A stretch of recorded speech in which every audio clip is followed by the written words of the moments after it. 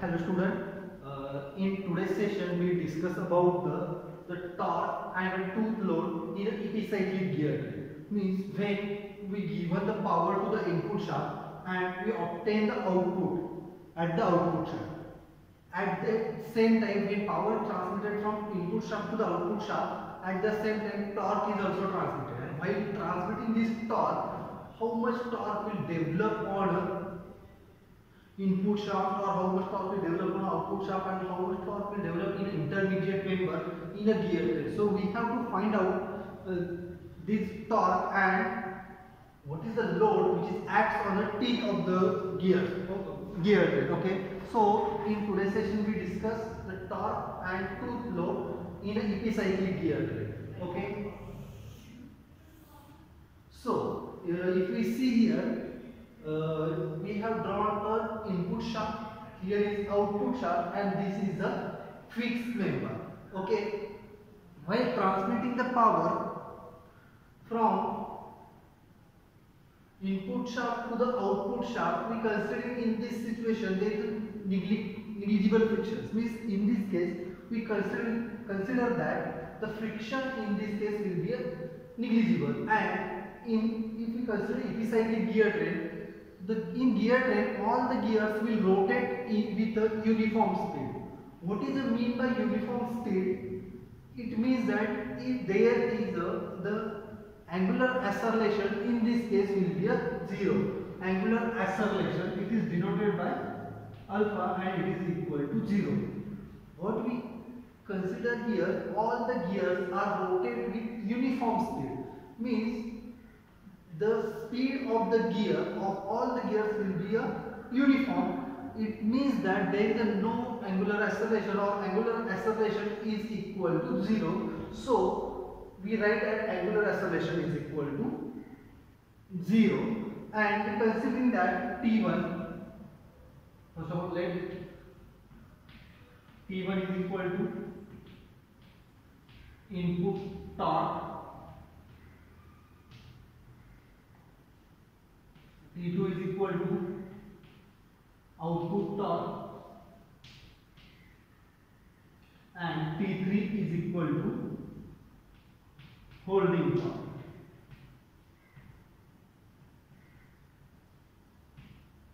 T3 is equal to holding torque. What is T1 is the torque developed at the input shaft or input gear. T2 is the torque developed at the output shaft or output gear, and T3 is the holding torque, means the torque which is developed on a intermediate or fixed member in a gear train. Okay. So if we considering that the angular acceleration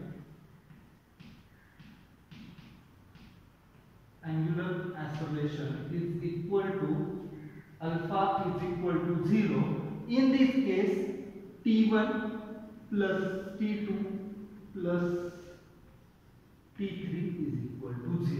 We mark it as equation 1. Why we get this T1 plus T2 plus T3 is equal to 0? In gear train, when all the gears are rotated with a uniform speed, means 0 angular acceleration, and if we take the algebraic sum of the torque is equal to 0. Algebraic sum of all the torque is equal to 0 when angular acceleration is equal to 0. So T1 plus T2 plus T3 is equal to 0. We can write this torque in terms of force also. So we can write it as a F1 into R1 plus F2 into F2 into R2 plus F3 into R3 is equal to 0. Because we know that torque is equal to force into perpendicular distance. Suppose if I consider this is the member and I want to apply the force here, then this force, the torque is equal to this force into this perpendicular distance. So we can write it as a force into radius, where F1, F2, F3 are the forces at input, output and holding member in a gear train, and at the radius R1, R2, R3. Okay. So this is the first equation. Now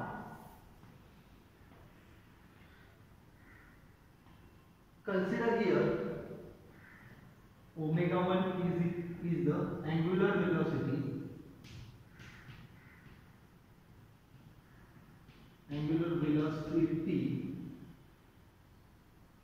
of input. Omega 1 is the angular velocity at the input. Omega 2 is equal to angular velocity at output, and omega 3 is equal to angular velocity of holding.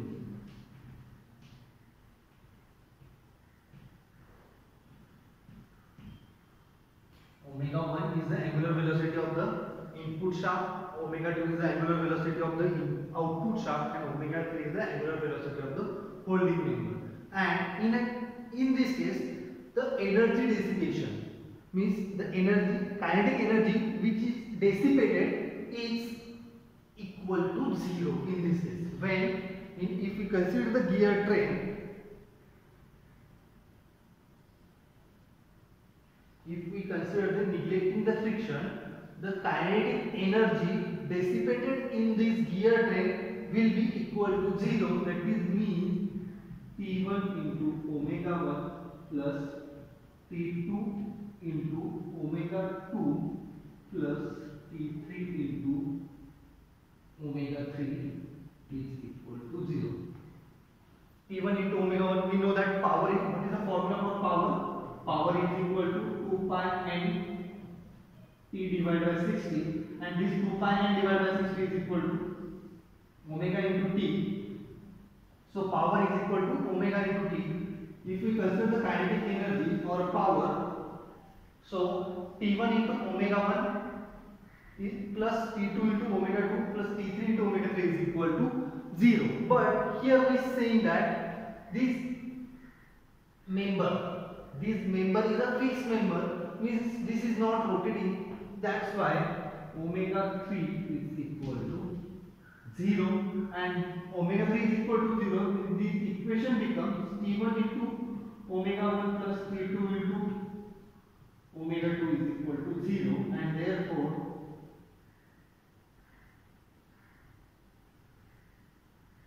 T2 is equal to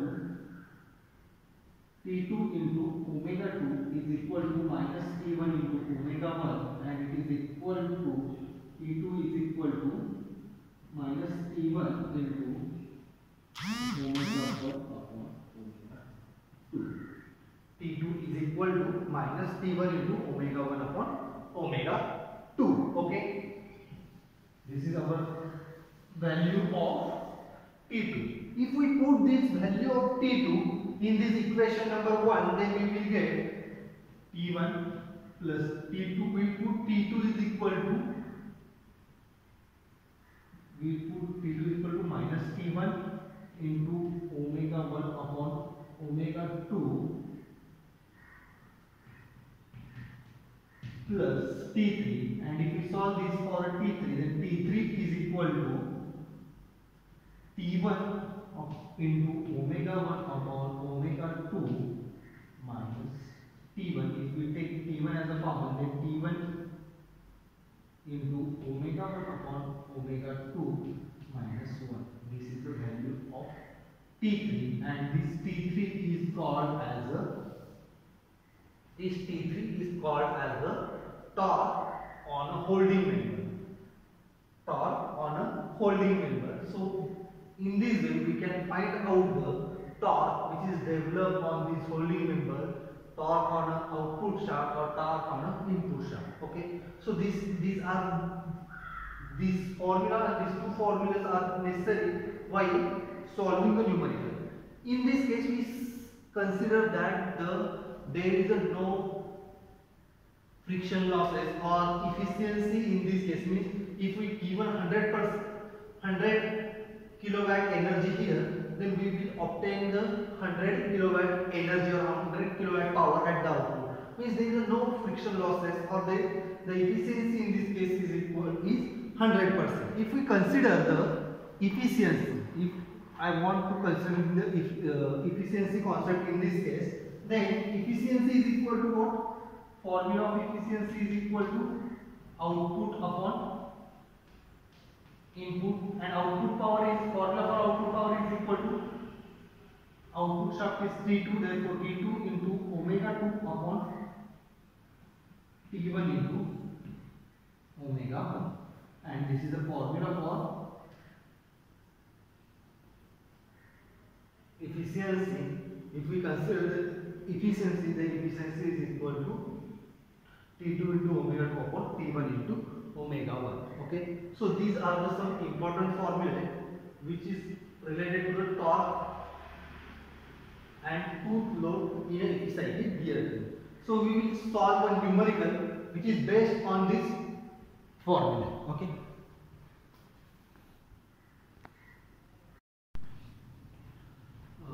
So here is the numerical which is based on a torque and tooth load on the epicyclic gear train. So here is the statement of the numerical. We will read the numerical and then we will try to solve it. Okay. An epicyclic gear train is shown in figure. Here is an epicyclic gear train. If we see the diagram, we know that it is a tangent type of the epicyclic gear train.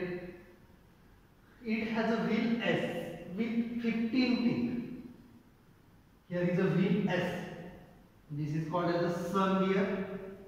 This is called as the planet gear, and this is called as annular, and this is called as the carrier or arm. So here given that the wheel S has a 15 teeth, means T of S is equal to 15.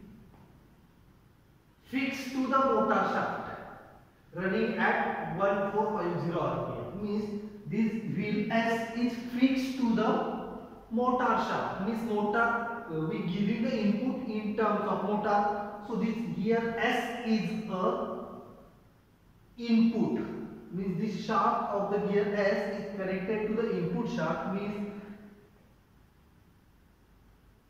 gear, we write it here, gear S is equal to input shaft.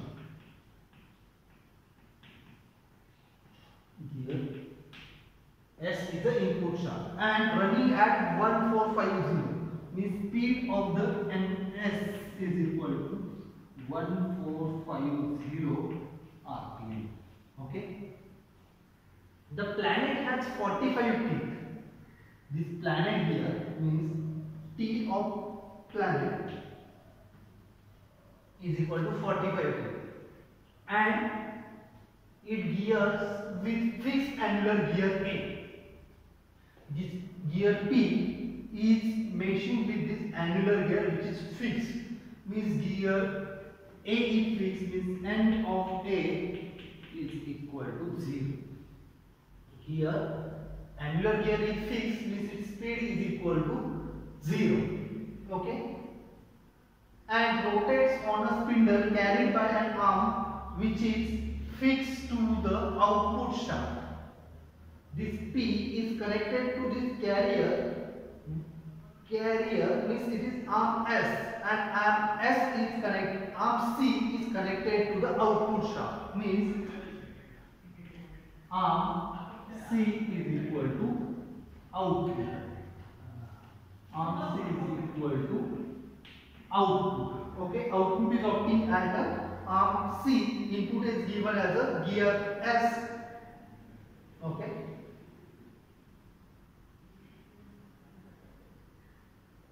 Find the speed. Find the speed of the output shaft. We have to find out the speed, means N of C of the output shaft if motor is transmitting the power 1.5 kilowatt. Is power at input. Power at input is equal to 1.5 kilowatt. Okay. What is the torque exerted on an annular gear A? Gear A is annular gear A is fixed. We have right here the speed of the gear A is equal to 0. and we have to find out the torque on a gear A. Means gear A is fixed, means it is a fixed member. We have to find out the torque T3. Torque T3, which is holding torque of the gear A. Okay, so these are the numericals. So to solve this numerical, first of all we have to prepare a table that we made in solving the problems, which is based on epicyclic gear trend by a tabular method. So we will make here a table. Our table consists of as a state, then motion, then third one is the revolution of the gear. Revolution of elements. Revolution of the elements. Okay. Here, if you consider in this case, there are four members. That is, first one is arm C, second one gear S, gear P, and gear A. So here we write as a arm C, gear S, gear P, and gear A. Okay. So the first step our is fixed arm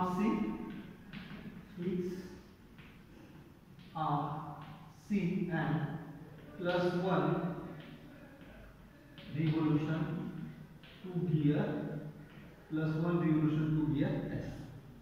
We are fixing the arm C and giving a plus 1 revolution to the arm S. Plus 1 means gear is rotating in a clockwise direction. Arm C is fixed, means its speed of the arm C is equal to 0. We are giving a plus 1 revolution to gear S, that is equal to 1.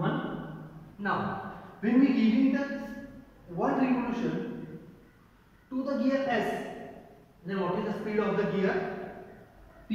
We know that Np upon Ns, gear ratio is equal to Ts divided by Tp, and these two gears are if connected externally, then here is a negative sign, because if the gear S is rotating in a clockwise direction, then gear P will rotate in an anti-clockwise direction. And here Ns is equal to 1, therefore Np is equal to minus Ts divided by Tp. So it is equal to minus Ts divided by Tp. Okay. Now we have to find out the revolution of the gear A.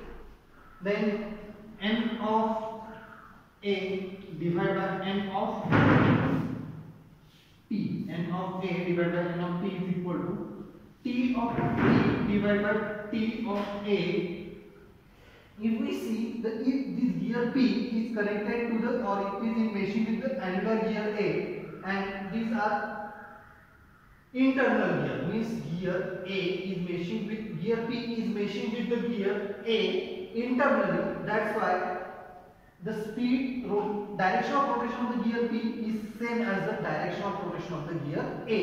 So therefore Na upon Np is equal to Tp divided by Ta, and Np is equal to what? If this Np is transferred on this side, then Tp divided by Ta into Np, and Np is equal to minus Ts divided by Tp. This Tp will get cancelled, and here we will get minus Ts divided by Ta. Therefore, Na is equal to minus Ts divided by Ta. Ts divided by Ta. So this is our step number 1. Now step number 2. Multiply by x means what? We are, by fixing the arm C, we are giving the plus x revolution to the gear S. Therefore this is equal to 0, this is equal to plus x, it is equal to minus x into Ts divided by Tp, it is equal to minus x divided ts divided by ta. Okay. Now this is second step. Now what is the third step? Third step is add y revolution. Add y revolution to each element. We are adding y revolution to each element. Each element is equal to y. And our last step is add step 2 and 3. We are adding the step 2 and 3, that is equal to, here we get y, here we get x plus y, here we get y minus x into ts divided by tp, and here we get y minus x into ts divided by ta. So this is our last term. Okay, and this term, the last row in this term is represent the speed of each element. Means what? This y shows revolution of the element or arm C. Means n of C is equal to y. This x plus y shows the speed of the gear S, that is equal to n of S is equal to x plus y. This term y minus x into ts divided by tp shows speed of the gear P, that is equal to n of P is equal to y minus x into ts divided by tp. And this y minus x into ts divided by ta shows that the speed of the gear A, that is equal to n of A is equal to y minus x into ts divided by ta. Okay. Now here we given that the speed of the gear A is equal to 0. Speed of the gear A is equal to 0 and speed of the gear S is equal to means NA is equal to 0. Therefore y minus x into ts divided by ta is equal to 0. What is the value of ts? Number of teeth on gear S is equal to 15, but we don't know about this. So first of all we have to find out the number of teeth on a gear A. If we see the diagram, the diameter of the gear A is equal to diameter of the gear P plus diameter of the gear S plus diameter of the gear P. So diameter of the gear A is equal to diameter of the gear P plus diameter of the gear S plus diameter of the gear P, that is equal to 2 times diameter of the P plus diameter of the S, which is equal to diameter of the gear A. And if the module and the circular pitch of the gear is same, then this diameter is directly proportional to the number of teeth. So teeth of the gear A is equal to 2 times number of teeth on P plus teeth on S. And number of teeth on gear P is here given that is equal to 45. Number of teeth on a gear, planet gear is 45, means T of P is equal to 45, 2 into 45, and number of teeth on a gear S is equal to 15. So it is equal to 90 plus 15, that is equal to 105. Number of teeth on gear A is equal to 105. Okay, so now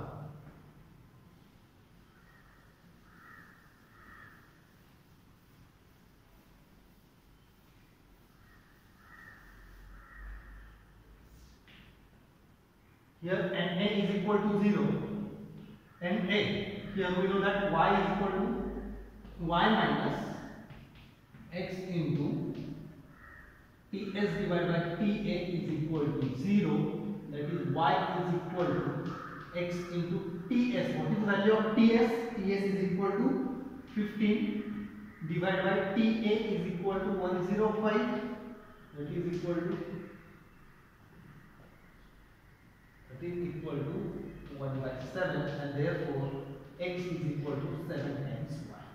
Here we get x is equal to 7 plus 7y. Okay. Now here we given that speed of the gear S, that is equal to 1450 rpm, and ns is equal to x plus y.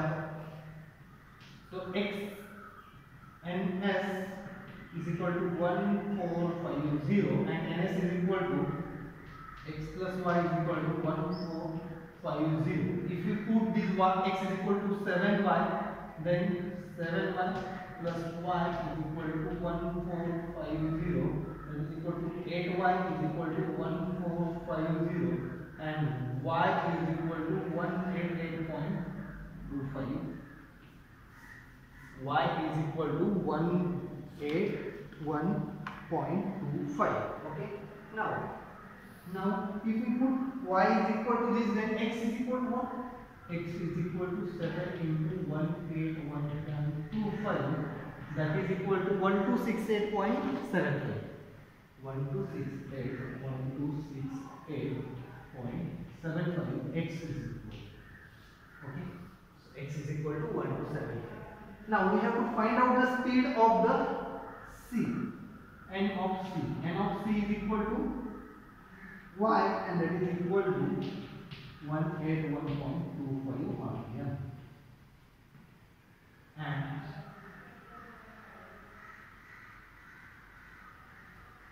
speed of the P, and P is equal to y is equal to what is they asked here?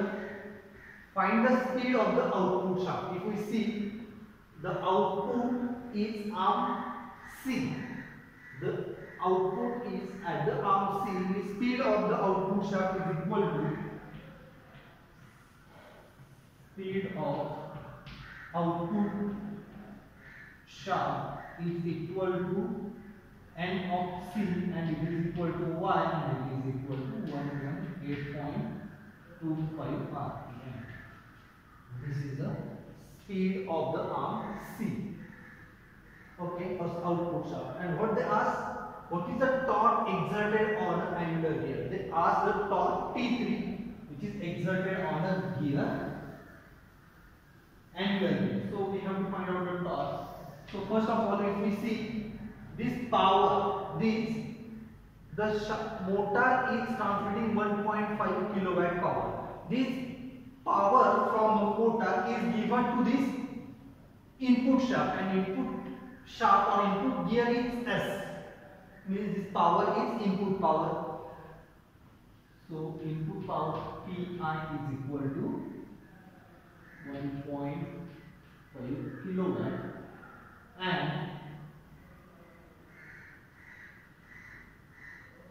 which is equal to 1500 watt. And what is the formula for power? Power is equal to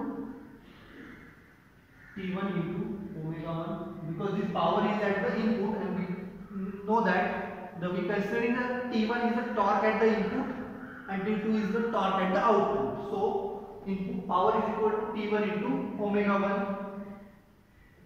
Now what is omega 1? Power is given as 1500, torque is T1. What is the value of omega 1? Omega 1 is the speed of the gear, or we can write this formula also equal to 2 pi and 1 torque, speed of the input gear or input shaft is the gear S, therefore ns into T1 divided by 60. So it is equal to 2 into pi. Speed of the ns, speed of the gear ns is given that 1450 into T1 divided by 60. So T1 is equal to 1500 into 60 divided by 2 pi into and therefore T1 is equal to, what is the value of T1? T1 is equal to 9.8785. 9.8785 Newton meter. This is the torque at the input. Okay. So we have another formula that T1 into omega 1 plus T2 into omega 2 is equal to 0. T1 into omega 1 plus T2 into omega 2 is equal to 0. And T1 into omega 1, what is the value of T1 into omega 1 is equal to 1500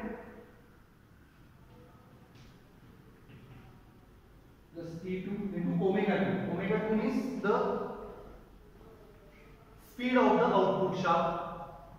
Omega 2 is the speed of the output shaft, means speed of the arm C or angular velocity of the arm C. So it is equal to 2 pi n of C divided by 60 is equal to 0 is equal to 1500 plus T2 into 2 pi into MC is equal to 1.81 into 25 divided by 60 is equal to 0. Okay. Now, if we solve this, we will get the value of T2. And if we solve this, we will get the value of T2. T2 is equal to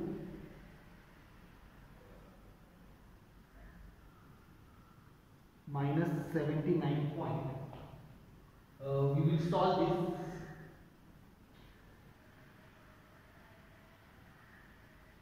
If we solve this, T2 is equal to minus 79.028 Newton meter. This minus, what is the meaning of this minus sign? If the direction of the torque of the output shaft is opposite to the direction of the input shaft, means the input torque and output torque are opposite to each other due to this minus sign. Okay, so this is equal to T2.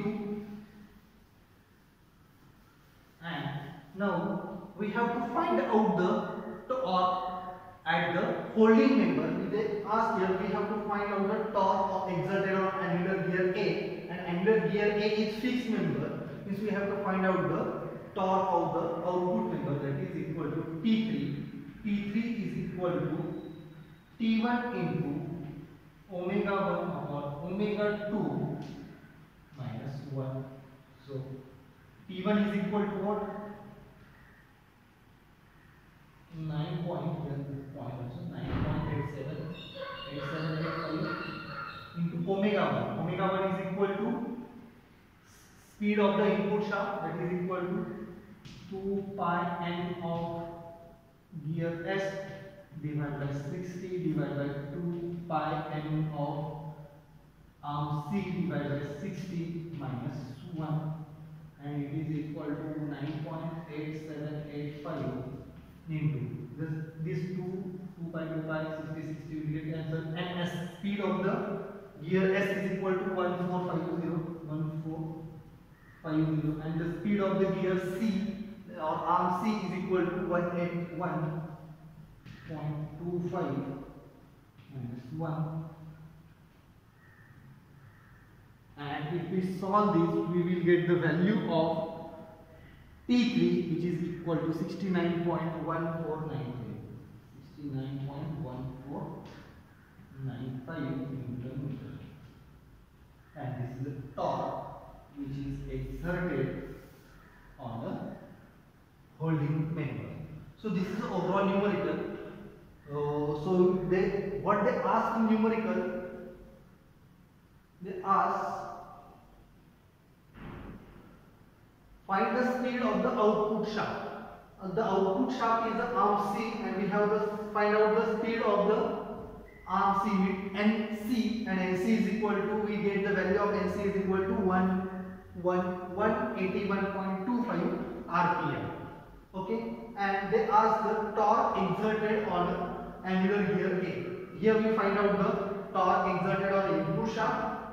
T2 is the torque exerted on output shaft, and T3 is the torque exerted on angular member or a gear or a fixed member. So this is the overall numerical which is asked in the university exam.